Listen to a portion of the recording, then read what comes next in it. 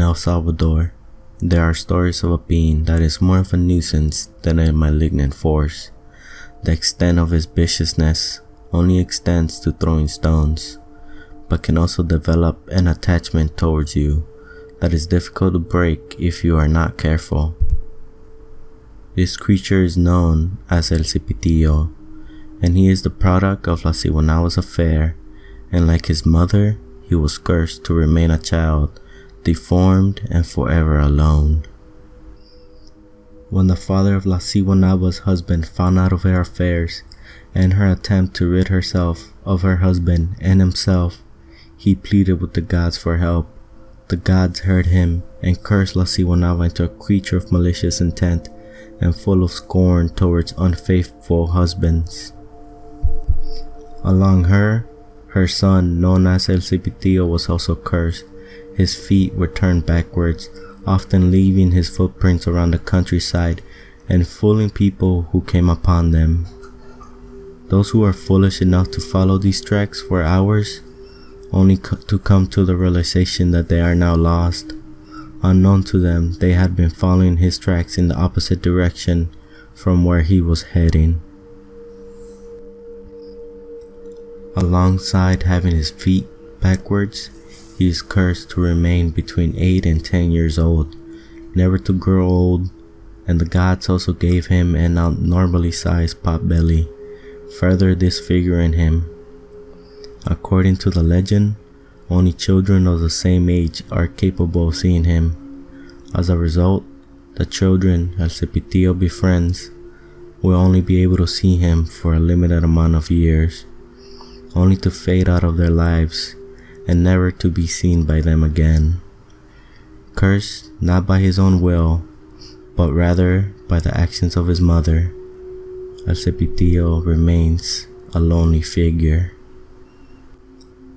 The most malevolent action El Cipitillo is known for is throwing stones to beautiful women, not as a form of scorn, but rather as a childish affection towards them, and also throws flowers at them to attract their attention.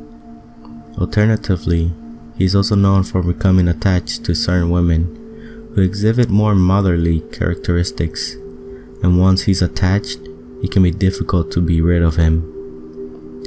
Perhaps all El Cipitillo is after is only motherly affection he has never received from his own mother.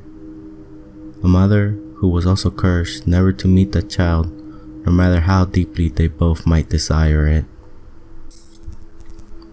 In order for the women he becomes attached to, it is said they must eat their meals on the toilet in order to disgust El Cipitillo, and he will lose all interest in them. Although he may have been cursed for his mother's actions, he has the ability to teleport whenever to wherever he pleases, perhaps providing a small escape from his fate. Among El Cipitillo's favorite foods, it is said he enjoys guineos machos, a type of banana, but is also fond of ashes, and it's not clear as to why he enjoys it. In modern-day El Salvador, El Cipitillo was given his own television show, portraying the challenges El Salvador's youth face on a daily basis, and teach them long life lessons.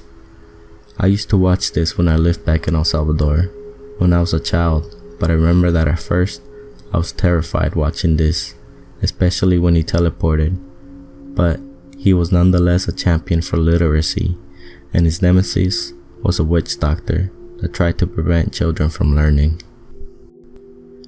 El Cipitillo is a being that doesn't exist for malevolent purposes, but rather as an act of cruel fate. He doesn't seek to harm, but rather entertain himself with his pranks and mischievous actions. Through the years, he sometimes looks towards some form of affection, but in the end, his curse always leads him to be alone. So remember, if you ever find children's footprints in the wild, don't get lost following them. Thank you for watching and listening. If you like this video, please give it a like and comment and subscribe for more videos like this. If you have a paranormal or creepy encounter that you'd like to share with us for a future video, send it to the email in the description below. have a good night.